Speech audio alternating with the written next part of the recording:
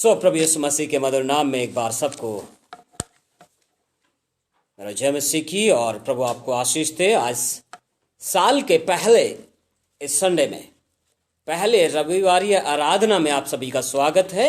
और जैसे कि हम 2020 के आखिरी सप्ताह से चल रहे हैं कि परमेश्वर किन बातों को करने जा रहा है, उन चेतावनी और उन सलाहों के मध्य। और पिछले पहली तारीख में भी हमने देखा कि परमेश्वर हमारी जिंदगियों में किन कामों को करने जा रहा है और कैसे हमें बढ़ना है। हमें प्रॉमिस वर्ड बहुत अच्छे हैं, वायदे के वचन बहुत अच्छे हैं, लेकिन उसके साथ साथ जो हमें जरूरी है वो क्या जरूरी है? हमें परमेश्वर की आत्मा की अगुवाई जरूरी है। और ये हमने कहां से लिया था? निर्गमन की पुस्तक और उसका 23 अध्याय पुराने नियम में। आप इसको निकालेंगे 97 पेज नंबर पे, 97 पेज नंबर पे आपको मिलेगा। और यहां पे ऐसा कहता है उसके 20 पद पे, निर्गमन 23 अध्याय और उसके 20 पद को। और ये कहता है, सुन, मैं एक दूत तेरे आगे आगे भेजता हूं जो मार्ग में तेरी रक्षा करेगा, और जिस स्थान को मैंने तेरे लिए तैयार किया है उसमें तुझे पहुंचाएगा। उसके सामने सावधान रहना और उसकी मानना, उसका विरोध न करना, क्योंकि वह तुम्हारा अपराध क्षमा न करेगा, इसलिए कि उसमें मेरा नाम रहता है। लेकिन इस पिछले जो सप्ताह में या पहली तारीख को जो हमने देखा है वो सिर्फ हमने कहां पर तक देखा? उसके सामने सावधान रहना और उसकी मानना और उसका विरोध ना करना, केवल यहां तक हमने उसको देखा था। लेकिन आज इस रविवार आराधना में हम और आगे बढ़ते हैं कि जब परमेश्वर आपको मुझको अकेले नहीं छोड़ना चाहता, क्योंकि आदमी कमजोर कब पड़ता है? जब वो अपने आप में अकेला महसूस करता है। जब कोई भी व्यक्ति अपने आप में सोचता है कि मैं अकेला हूं और मेरे साथ कोई लोगों के बीच रहते हुए भी कई बार व्यक्ति अपने आप को क्या समझता है? अकेला महसूस करता है। और परमेश्वर जानता है कि वो लोगों के मध्य रहते हुए भी हर एक व्यक्ति कई बार अपने आप को अकेलेपन में पाता है। और जब अकेलेपन में पाता है तो यहीं पर परमेश्वर कहता है इस बात को कि सुन, मैं एक दूत तेरे आगे आगे भेजता हूं। इसलिए प्रभु यीशु मसीह ने वादा किया। और क्या वादा किया? कि मैं पिता के पास जाता हूं लेकिन मैं तुम्हें अनाथ ना छोड़ूंगा। मैं तुम्हारे लिए एक सहायक भेजूंगा और वो सहायक तुम्हारे साथ रहेगा, तुम में रहेगा और तुम्हारे संग चला फिरा करेगा। और जो बातें मैंने तुम्हें सिखाई हैं उन बातों को तुम्हें क्या करेगा? रिवील करेगा, उनको मानना सिखाएगा, उनको याद दिलाएगा, इसको स्मरण कराएगा। प्रॉब्लम यही है, लोग जब उनका ध्यान इन बातों से हट करके वो किसी और देखने लगते हैं तो वो अपने आप में अकेले पड़ जाते हैं, वो अपने आप में अकेला महसूस करते हैं। लेकिन परमेश्वर जानता है कि आप अकेले ना रहें। इस नव वर्ष के पहले रविवार की आराधना में परमेश्वर आपको यही कहता है कि आप अकेले ना महसूस करें, अपने आप को अकेलेपन में ना छोड़ें। बेशक आप अपने आप को हो सकता है लोग आपको ना पूछ रहे हो, पर जब आप अपने आप को अकेला महसूस करते हैं, याद कर लीजिए यीशु की यह बात कि मैं तुम्हें अनाथ ना छोड़ूंगा। इसीलिए उसने पवित्र आत्मा को भेजा है, इसीलिए उस दूत को आगे आगे भेज दिया है। इसीलिए जब तक यीशु मसीह नहीं भी आए तब भी पहले से ही इस बात के जिक्र कर दिया गया कि वो क्या करेगा? तुम्हारे साथ रहेगा, तुम्हारी अगुवाई करेगा। और कहां की अगुवाई करेगा? क्योंकि उन बातों की अगुवाई करेगा जिन बातों को हम जानते नहीं है। हमें परमेश्वर ने किस मकसद के लिए बुलाया है, किस जगह पे परमेश्वर हमें लेके जाना चाहता है, ये बात आपको मुझको शायद ना पता हो, लेकिन परमेश्वर अपने दर्शनों के द्वारा बताता है, परमेश्वर अपने बातों के द्वारा बताता है, लेकिन ध्यान रहे इस चीज का, फिर भी हम कई बार नहीं समझ पाते। पर परमेश्वर का आत्मा इसीलिए दिया गया है ताकि हमारी अगुवाई करे और हमारे हाथ को पकड़ करके क्या करे, वो हमें चलाए, और जिस मकसद के लिए और जिस जगह के लिए हमें बुलाया गया है उस पे हमें वो लेकर के जाए। क्योंकि हमें नहीं पता हम कहां जाएंगे, लेकिन God knows better than us. परमेश्वर जानता है उसने आपका चुनाव किस मकसद के लिए किया है, किस ऊंचाई के लिए किया है, किस पद के लिए किया है। सो साल के पहले दिन इस संडे में जो है आप और मुझको यह समझ लेना है कि परमेश्वर आपको मुझको जो है उस ऊंचाई पे लेके जाना चाहता है जो उसने तैयार की है। आप और मैं अपने आप को अकेले में ना रखें, और जब भी अकेलापन आए तो याद रख लीजिए यीशु की बात और उससे कहिए, प्रभु पवित्र आत्मा मेरे संग रहे और मुझे कंफर्ट कर, मुझे दिलासा दे, मैं तेरी सुनना चाहता। और आप देखोगे परमेश्वर का आत्मा उसी क्षण आपके साथ बात करेगा। कई बार लोग जब उसको अलाउ नहीं करते, क्योंकि ये क्या करता है, ये निर्गमन 23 और उसके 21 पद कहता है, उसके सामने क्या करना, सावधान रहना और उसकी मानना। सावधान क्यों रहना, उसके गुण दिखाएं आगे, वो क्या कर सकता है और क्या नहीं करेगा। कहता है उसके सामने सावधान रहना और उसकी मानना। आपको मुझको उसकी मानने के लिए बुलाया गया है। कहता है उसका विरोध न करना, क्योंकि वह तुम्हारा अपराध क्षमा करेगा। हालेलुया।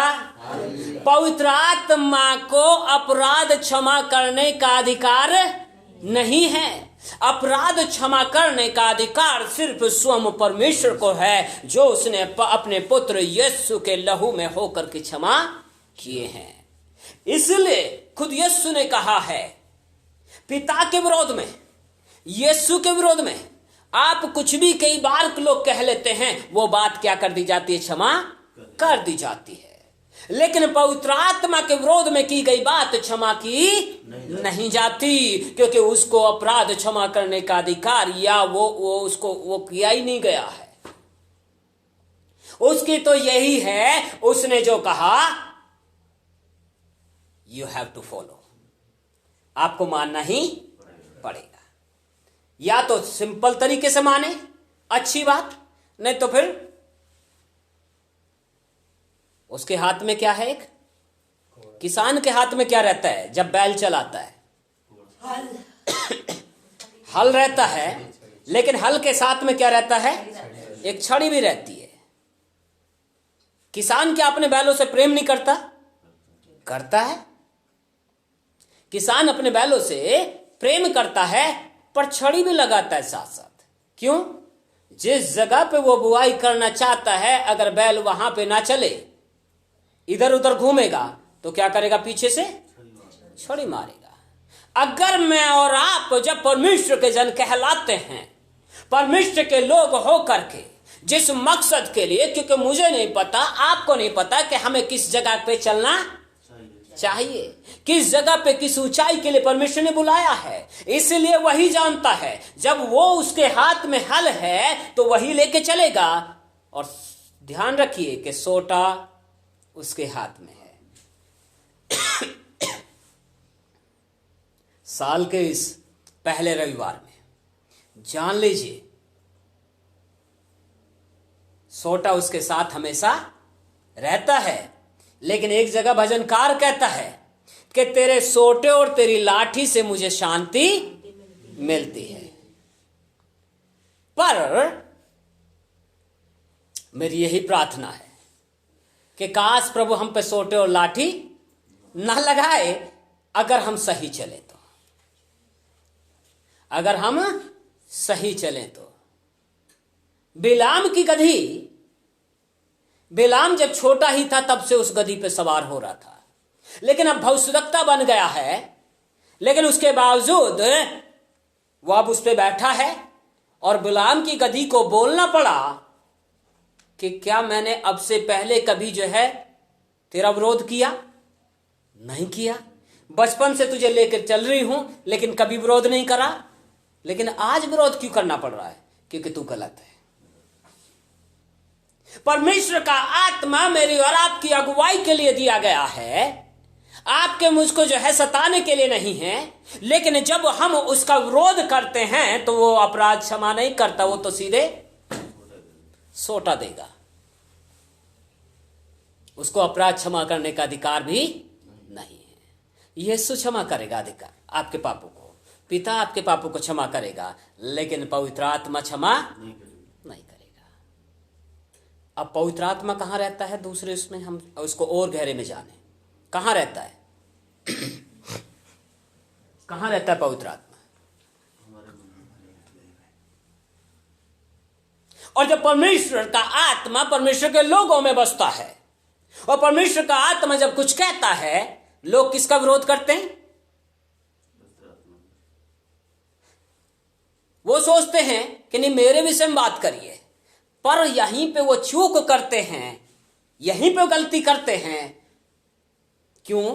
क्योंकि परमेश्वर का जन जब परमेश्वर की आत्मा में होकर के बोलता है तो वो अपने आप से बात नहीं करता। और लोग जब उस बात को सुनना पसंद नहीं करते, लोगों को क्योंकि मक्खनबाजी ज्यादा पसंद है, लोगों को पाप दर्शाया जाना पसंद नहीं है। और पाप इसलिए दर्शाया जाता है ताकि उसका जन धर्मी बन जाए, ताकि लोग प्रभु के चरणों में नजदीक में चलते चले जाएं। लेकिन जहां पे लोग इस चीज को नहीं समझते, वहां पे लोग पवित्र आत्मा का विरोध करते हैं। और जो पवित्र आत्मा का विरोध करना मतलब क्या है? सीधे सीधे दंड को अपने जीवन पे लेके आना।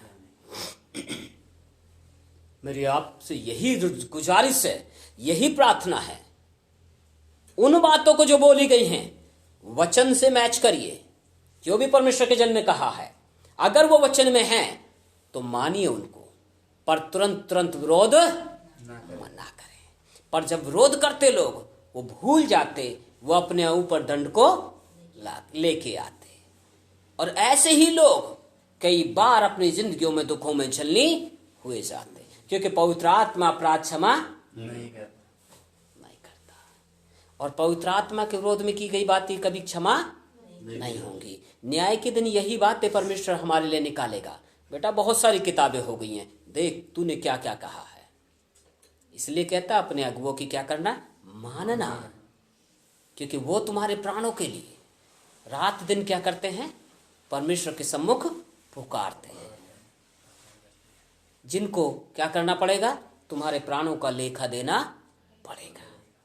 वो पाप इसलिए दर्शाया जाता है क्यों? क्योंकि परमेश्वर अगर आपको पाप न दर्शाया तो उसका लेखा किससे लेगा? परमेश्वर अपने जन से लेगा। और जब परमेश्वर अपने जन से लेगा तो क्या होगा? तो परमेश्वर जन बचेगा। अगर उसने पाप नहीं दर्शाया तो उसकी गलती किसकी आ गई? परमेश्वर के जन की। तो परमेश्वर क्या करेगा? अपने ही जन को क्या करेगा? दंड में ले आएगा। इसीलिए पाप का दर्शाया जाना बहुत जरूरी है, कमियों का दर्शाया जाना जरूरी है, ताकि हम क्या हो जाएं? सिद्ध बन जाएं। कई लोग सिद्धता में नहीं चलना चाहते, जस्ट एंजॉय करना चाहते हैं। परमेश्वर एंजॉयमेंट के लिए नहीं है। परमेश्वर सिद्धता में आपको लेके चलने वाला परमेश्वर है। आपको प्रभु सिद्धता में लेके चलना चाहता है और ऊंचाई में रखना चाहता है। आपको दलदल में नहीं रखना चाहता, आपको ऊंचाई में रखना चाहता है। इसलिए जब यहां पे बाइबल कहती है कि मैं तेरे आगे आगे एक दूत भेजता हूं और वो क्या करेगा? तेरी रक्षा करेगा। रक्षा वो कर रहा है, आपको लेके वहां पे वो चल रहा है जिस जगह पे लेके जाना है। तो फिर हम विरोध क्यों करें? कई लोग जब विरोध करते हैं तो क्या आपकी वो रक्षा करेगा? नहीं करेगा रक्षा। परमेश्वर का आत्मा सुरक्षा प्रदान करता है। परमेश्वर का आत्मा परमेश्वर के मन को प्रकट करता है। परमेश्वर का आत्मा आपके लिए प्रॉस्पेरिटी को, आपके लिए संपन्नता को लेके आता है। लेकिन जब आप उसका विरोध करेंगे तो आपकी संपन्नता तो दूर, आपके ऊपर सीधे दंड का भार आ जाता है। इसलिए हम दंड के पाने वालों में ना हो जाएं। हम किस में रहें? हम बढ़ते चले जाएं संपन्नता में, बुद्धि में, समझ में, और जिस मकसद के लिए प्रभु ने चुना है, जिस ऊंचाई के लिए बुलाया है, आपको नीचे तक नहीं रहने। अगर बच्चा सिर्फ बच्चा रहेगा तो उस बच्चे का कोई फायदा नहीं रहेगा। बच्चे को बढ़ना जरूरी है। हर एक विश्वासी को बढ़ना जरूरी है और उसको बढ़ करके उस जगह तक पहुंचना है जिस जगह के लिए परमेश्वर का वचन कहता है कि मैंने तुझे अपना राजदूत ठहराया है, जहां पे हम कह सके हम उसकी निज प्रजा हैं और परमेश्वर का आत्मा मुझ में बसता है और पिता की महिमा को प्रकट करता है। कई लोग इन चीजों को भूल जाते हैं, लेकिन यहां पे परमेश्वर का वचन कहता है उसके सामने सावधान रहना और उसकी मानना, उसका विरोध न करना, क्योंकि वह तुम्हारा अपराध क्षमा न करेगा, इसलिए कि उसमें मेरा नाम रहता है। कारण यही है, परमेश्वर का वचन कहता है कि परमेश्वर ने अपने वचन को अपने नाम से भी अधिक महत्व दिया है। लेकिन यहां परमेश्वर कहता है, कई बार नाम को लोग गलत तरीके से लेते हैं, लेकिन यहां पे कहता है कि उसके अंदर मेरा नाम बसता है। हालेलुया, उसमें मेरा नाम बसता है। और जब नाम बसता है तो उस परमेश्वर के दूत का, या दूसरे शब्दों में मैं कहूं आज के परिप्रेक्ष्य में, तो पवित्र आत्मा का विरोध ना करना, पवित्र आत्मा का विरोध ना करना। और यहां पे ये कहता है निर्गमन 23 और उसके आगे 22 पद में कहता है, यदि तू सचमुच उसकी माने और जो कुछ मैं कहूं वह करे। क्या कहता है?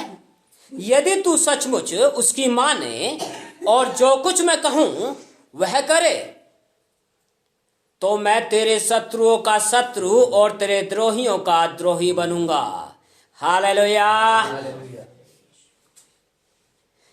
आपको फाइट नहीं करनी है, हमें फाइट नहीं करनी है। बाइबल कहती है यदि सचमुच हम पवित्र आत्मा की मान लें, यदि सचमुच हम उसकी अगुवाई में चलने लग जाएं, तो यह कहता है जो कुछ मैं कहूं वह करे। हम माने, जो कुछ वह कहे हम उसको माने और वैसा करना शुरू कर दें, तो क्या होगा? आपका एटमॉस्फेयर चेंज हो जाएगा, आपका वातावरण चेंज हो जाएगा। जो आपके विरोध में होगा वो आपके विरोध में नहीं होगा, लेकिन किसके विरोध में हो जाएगा? स्वयं परमेश्वर आपके साथ खड़ा हो जाएगा। और परमेश्वर का सामना कौन कर सकता है? क्योंकि बाइबल कहती है जब परमेश्वर हमारी ओर है तो हमारा विरोधी कौन हो सकता है? विरोधी तभी होता है जब परमेश्वर हमारी ओर ना हो पाए। और वो कैसे नहीं हो पाता?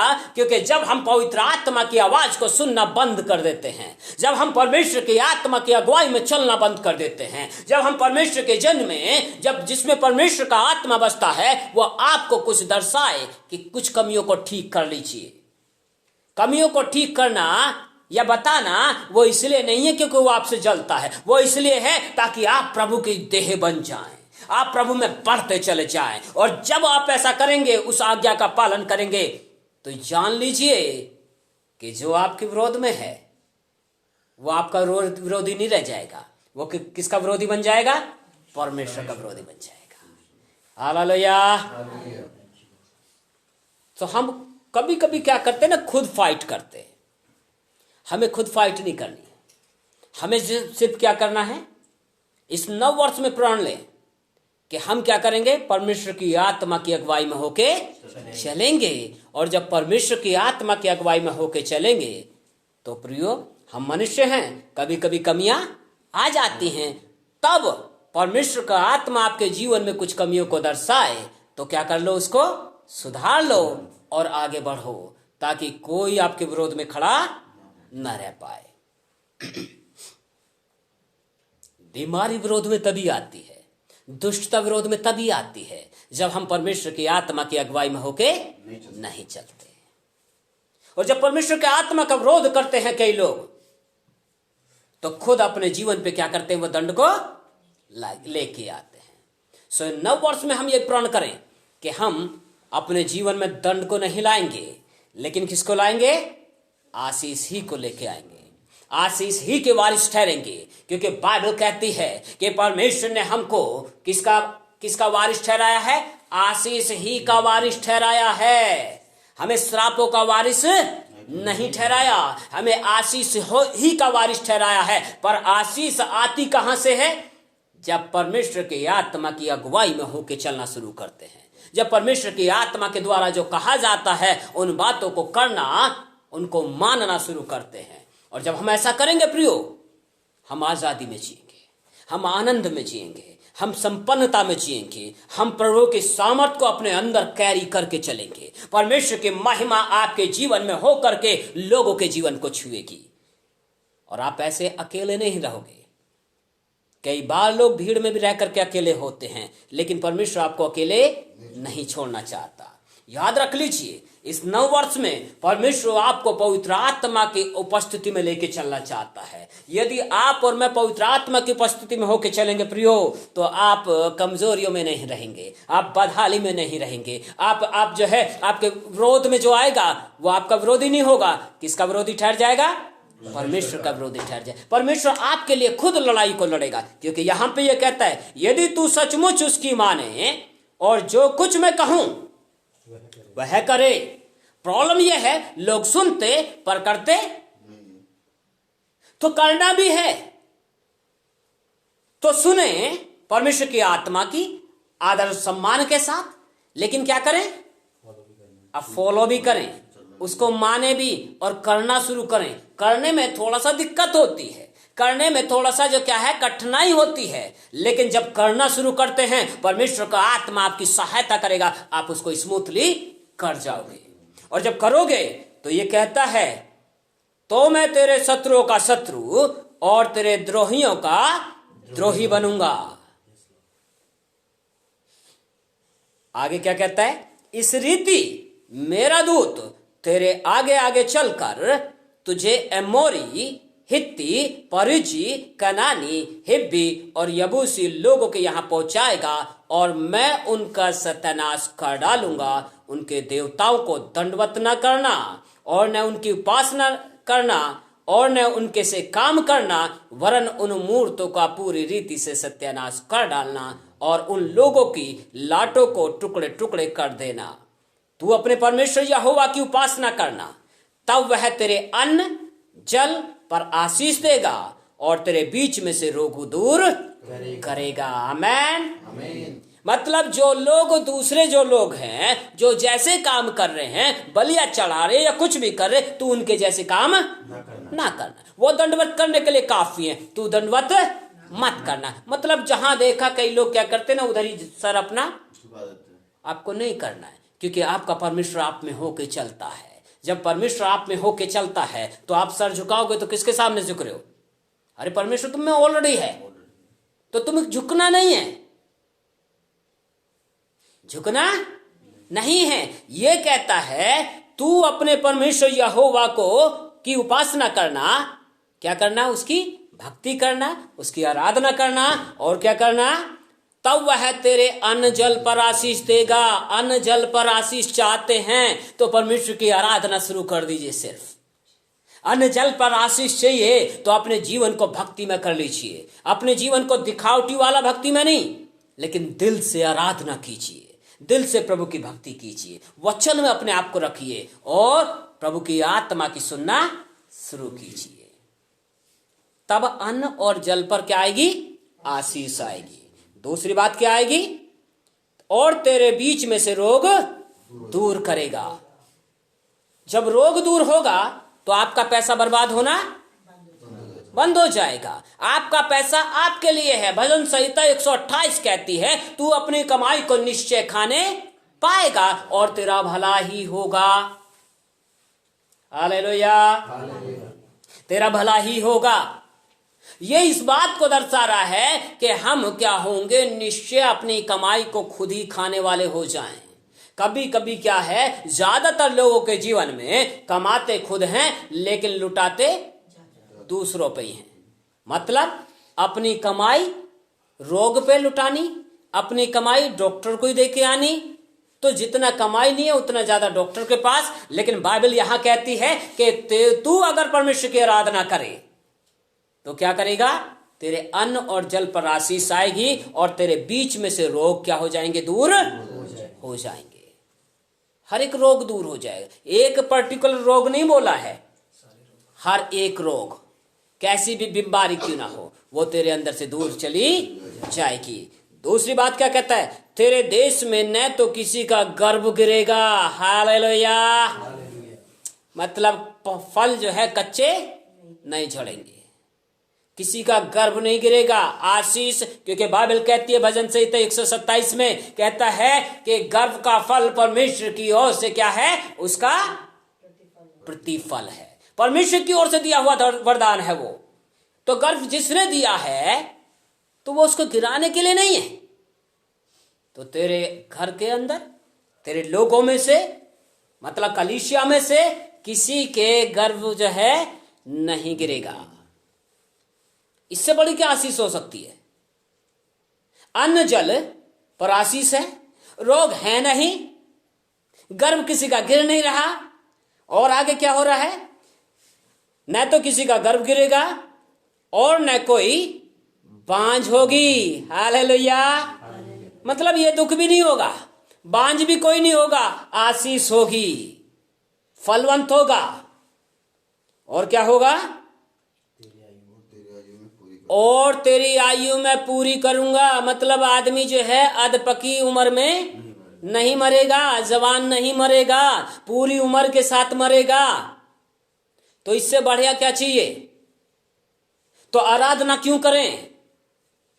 कई लोग कहते क्यों यीशु की आराधना क्यों करें। भाई ये है, हम यीशु की आराधना करेंगे तो क्या होगा,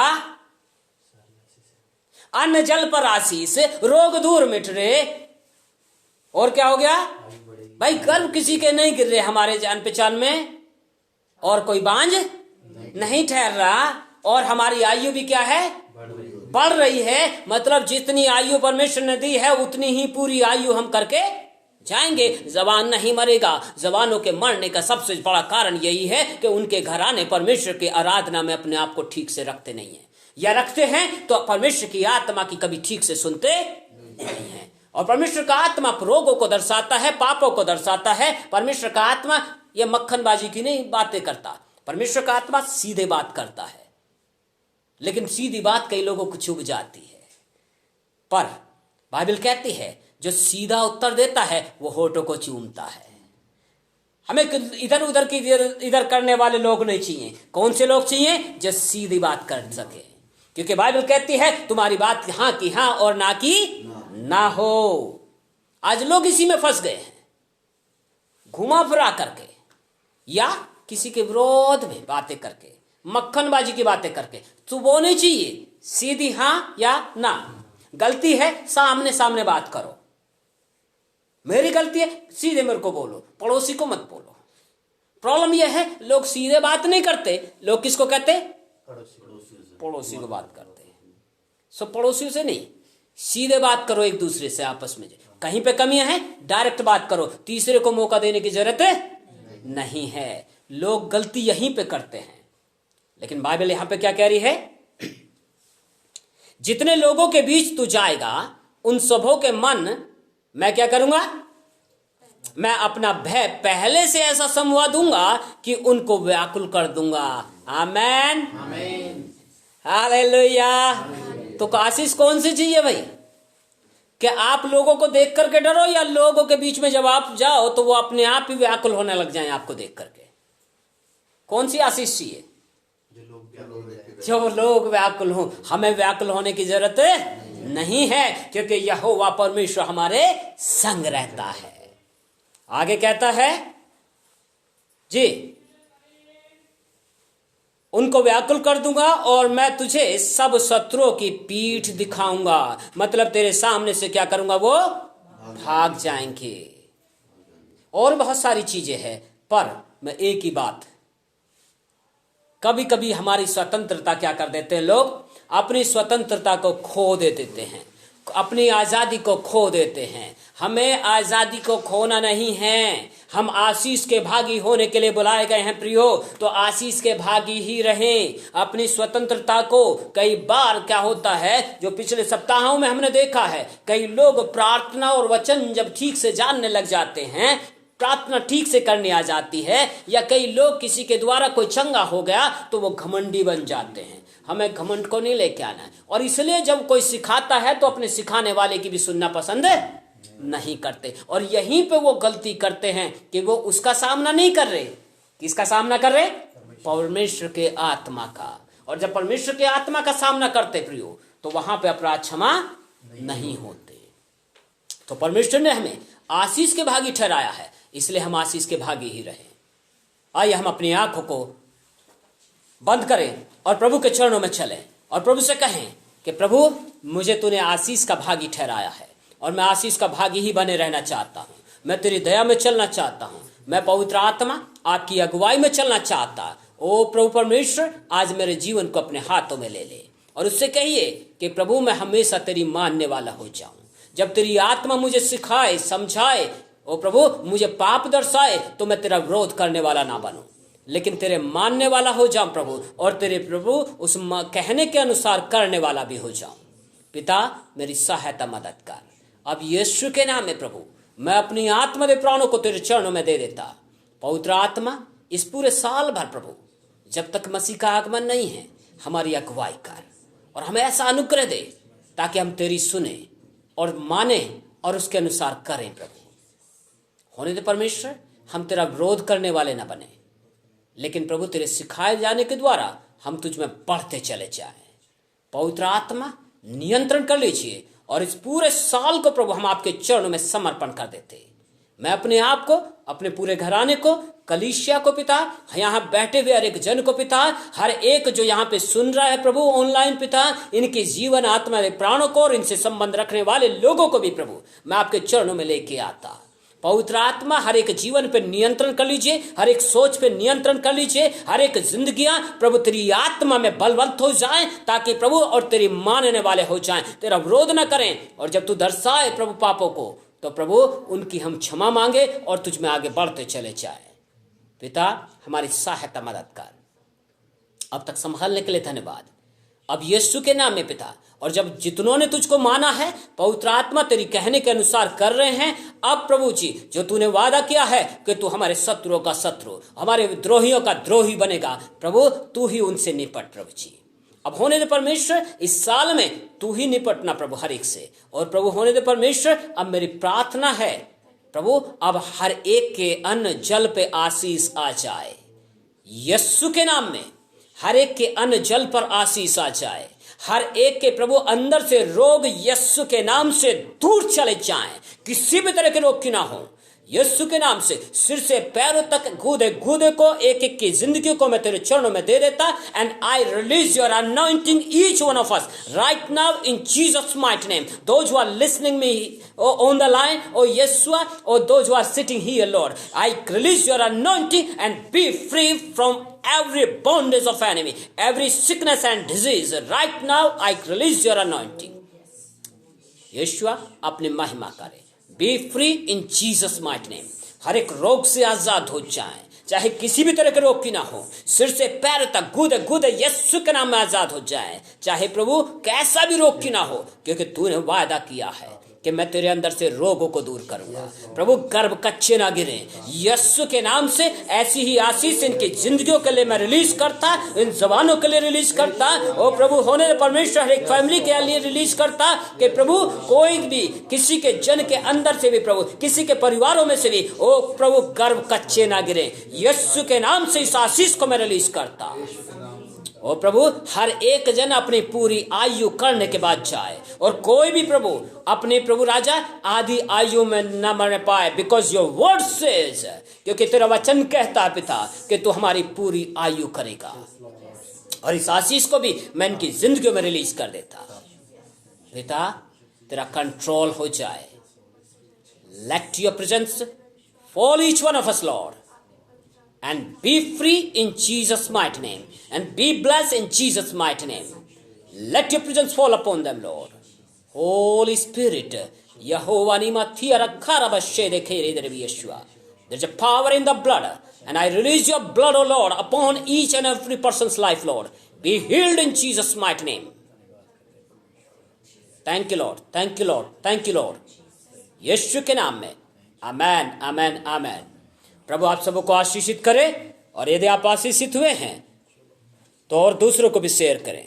गॉड ब्लेस यू ऑल, और फिर से आपको नव वर्ष की बहुत बहुत शुभकामनाएं। आमेन।